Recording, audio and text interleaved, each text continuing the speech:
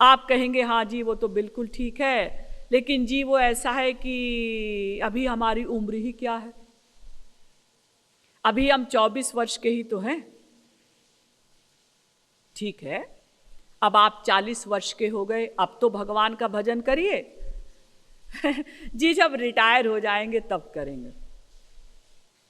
ठीक है, आप रिटायर हो गए, अब तो भगवान का भजन करिए। जी वो ऐसा है कि एक समस्या है। क्या? हमारी गृहस्थी अभी कच्ची है। क्या मतलब? मतलब बेटा व्यापार में अभी पक्का नहीं हुआ है, हम उसके साथ दुकान पर बैठते हैं, या रिटायरमेंट के पश्चात कोई प्राइवेट नौकरी ढूंढ रहे हैं। अच्छा एक बात बताइए कि क्या कभी ऐसा समय आएगा जब आप ये सोचेंगे कि आपका बेटा आपके बराबर योग्य हो गया? बेटा कितना ही योग्य हो जाए, लेकिन बाप हमेशा उसे बच्चा ही समझता है। एक अंगूठा छाप बाप अपने आईएएस में आने वाले बेटे को बच्चा ही समझता है। हम लोग अपनी कमजोरी को छुपाने के लिए बहाना ढूंढा करते हैं, ऐसा हो जाए तब भगवान का भजन करेंगे, जरा ये काम पूरा हो जाए तो भगवान का भजन करेंगे, जरा सब बच्चों की शादी हो जाए तो भगवान का भजन करेंगे, सब बच्चे सेट हो जाएं तो भगवान का भजन करेंगे। और वो समय कभी करने वाला आता नहीं। इसीलिए बड़े बड़े संतों ने लिखा कि काल करे सो आज कर, काल करे सो आज कर, आज करे सो अब, पल में परलय होएगी, बहुरी करे गो कब। कल से भगवान का भजन करेंगे, कल से भगवान का भजन करेंगे, ऐसा मत बोलो। आज से करेंगे ऐसा भी मत बोलो, अभी से करेंगे। तब हमारा कल्याण हो सकता है।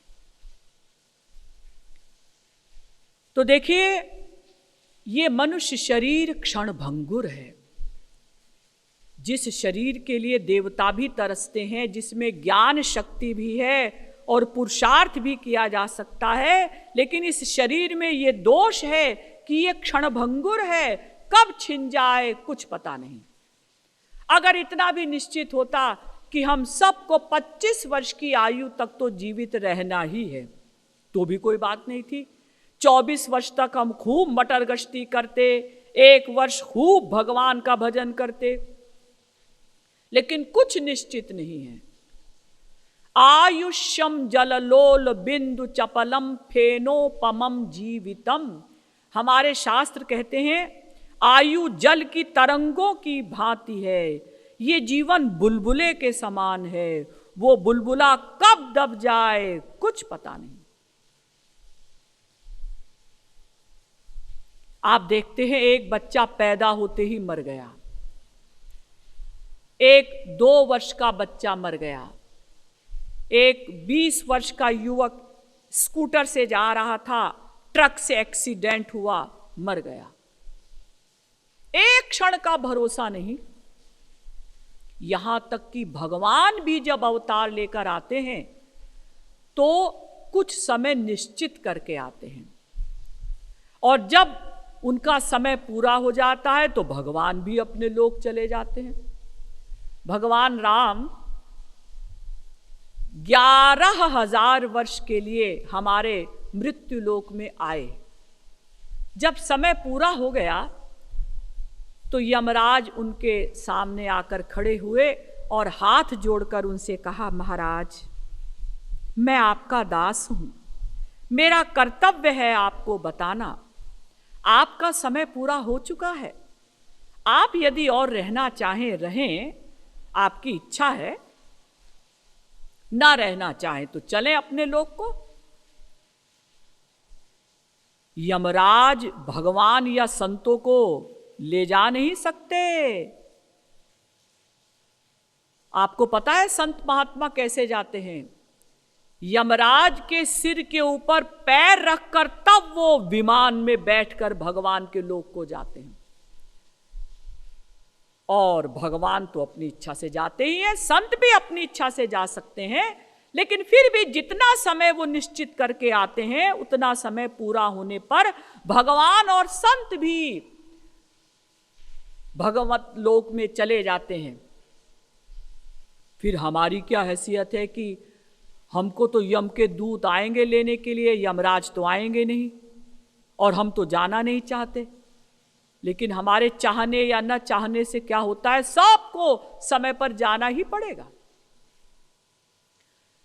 तो इस शरीर का कुछ भरोसा नहीं कब छिन जाए।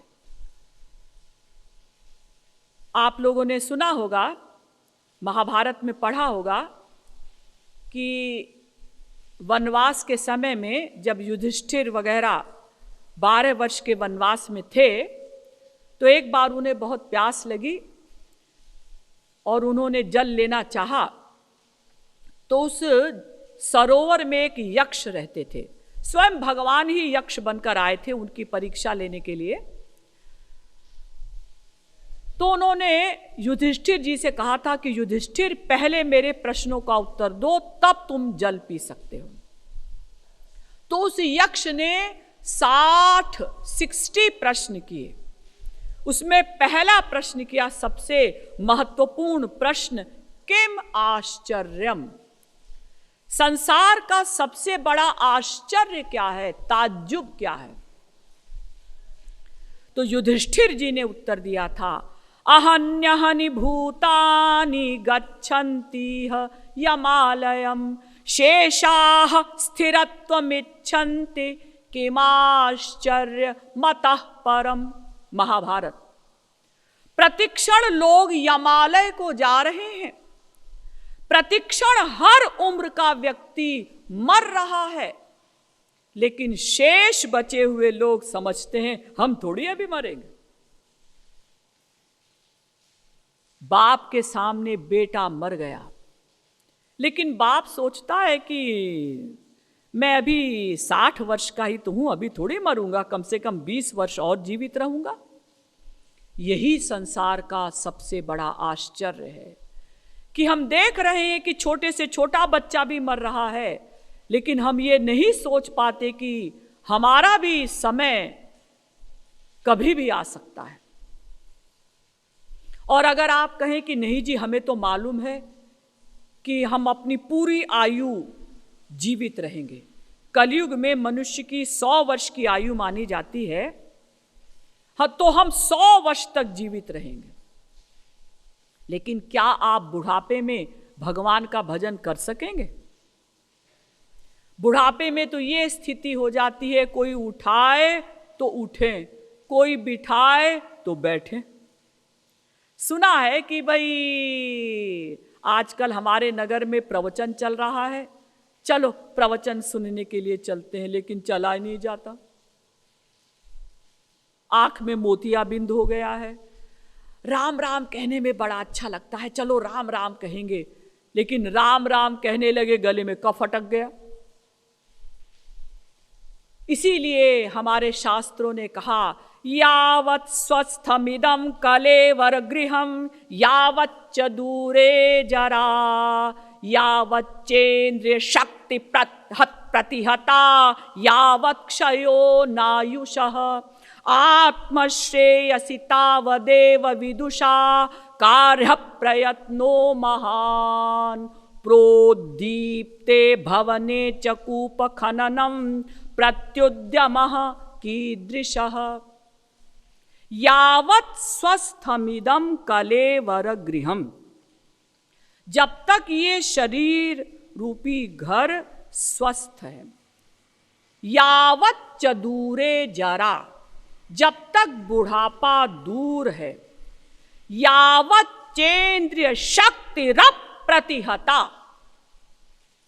जब तक इंद्रियों की शक्ति है क्षीण नहीं हुई, यावत् क्षयो नायुषः, जब तक आयु क्षीण नहीं हुई, आत्मश्रेयसि तावदेव विदुषा, तभी तक आत्म कल्याण के लिए प्रयत्न कर लो। क्यों?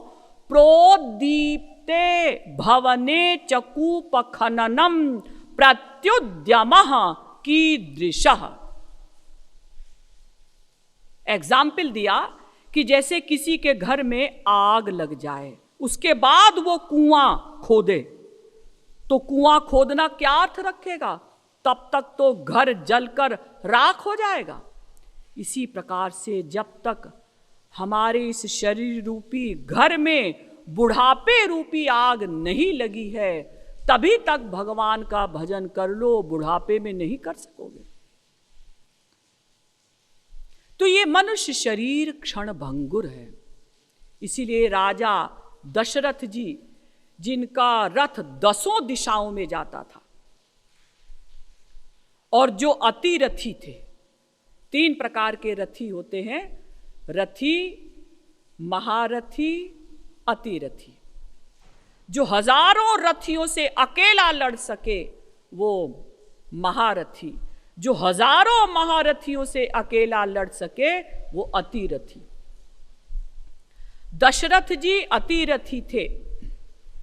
इंद्र के आधे सिंहासन पर उनका अधिकार था, जब चाहे इसी शरीर से स्वर्ग जा सकते थे। सबसे बड़ी बात कि स्वयं ब्रह्म राम उनके पुत्र बने हैं। लेकिन मानव देह की क्षण भंगुरता सोचकर उनको भी वैराग्य हो गया। दर्पण में अपना मुख देख रहे थे श्रृंगार करने के लिए, तो देखा कि कान के पास बाल सफेद होने लगे हैं। श्रवण समीप भये सित के सा, मनहु जरठपनु अस उपदेसा। नृप जुबराज राम कहाँ देहु, जीवन जन्म लाभ किन लेहु।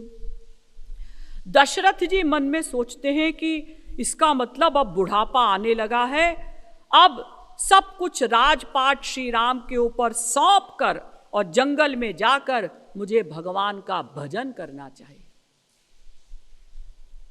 क्योंकि साधन धाम मोक्ष कर द्वारा, पाई न जेहि परलोक संवारा। ये मनुष्य शरीर साधन का धाम है। इस शरीर से साधन किया जा सकता है, भगवान की प्राप्ति का साधन। और ऐसा शरीर प्राप्त करके भी यदि हम अपना कल्याण नहीं करेंगे तो फिर कब करेंगे? इसीलिए मनुष्य शरीर के मिलने पर भगवान की कृपा मानते हुए तुलसीदास जी ने विनय पत्रिका में लिखा कि हरि तुम बहुत अनुग्रह कीन्हो, हरि तुम बहुत अनुग्रह कीन्हो। साधन धाम विबुध दुर्लभ तनु, साधन धाम विबुध दुर्लभ तनु, मोहि कृपा करि दीन हो। हरि तुम बहुत अनुग्रह कीन हो। अर्थात ये मनुष्य शरीर बहुत महत्वपूर्ण है। इस शरीर के लिए स्वर्ग के देवता भी तरसते हैं, क्योंकि यही एकमात्र ऐसा शरीर है जिसमें ज्ञान शक्ति भी है और किए हुए कर्मों का फल भी मिलता है। इसलिए ऐसे शरीर को प्राप्त करके हमें ईश्वर को जानना है, प्राप्त करना है। आप कहेंगे कि हम ईश्वर को क्यों जाने? ईश्वर प्राप्ति करने का हमारा प्रयोजन क्यों? तो इसका उत्तर तो ये है कि प्रत्येक जीव केवल ईश्वर को ही तो चाहता है। ईश्वर से ही तो प्रत्येक जीव प्यार करता है। आप कहेंगे जी ऐसा कैसे? हम तो संसार में देखते हैं कि कुछ व्यक्ति आस्तिक हैं तो कुछ नास्तिक भी हैं।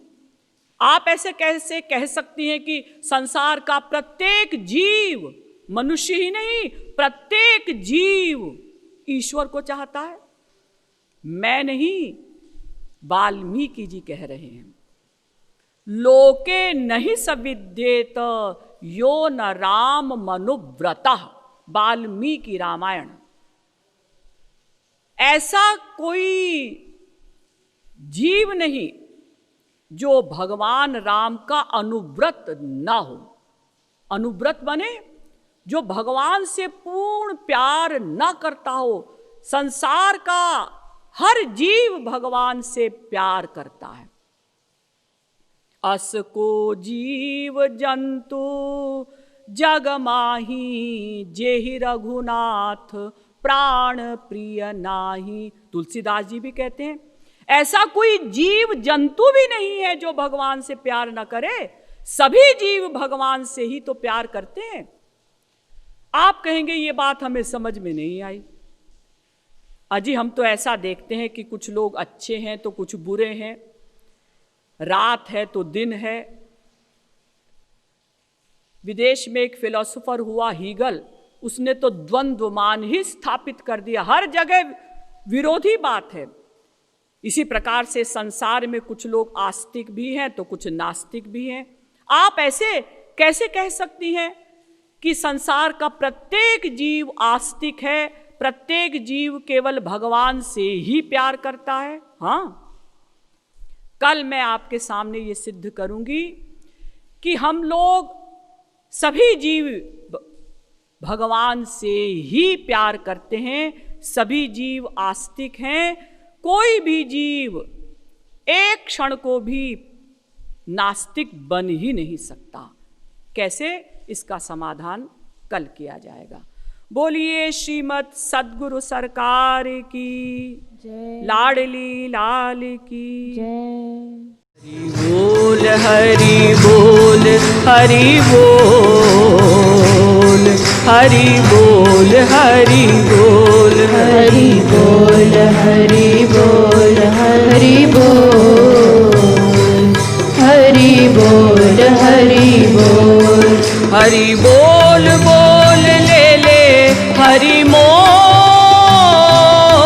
हरि बोल हरि बोल हरि बोल बोल ले ले हरि मोल हरि बोल हरि बोल हरि बोल बोल ले ले हरि मोल हरि बोल हरि बोल हरि बोल बोल ले ले हरि मोल हरि बोल हरि बोल हरि बोल हरि बोल हरि बोल हरि बोल हरि बोल हरि बोल हरि बोल हरि बोल हरि बोल हरि बोल यहाँ वहाँ जहाँ कहीं मुख खोल हरि बोल हरि बोल यहाँ वहाँ जहाँ कहीं मुख खोल हरि बोल हरि बोल यहाँ वहाँ जहाँ कहीं मुख खोल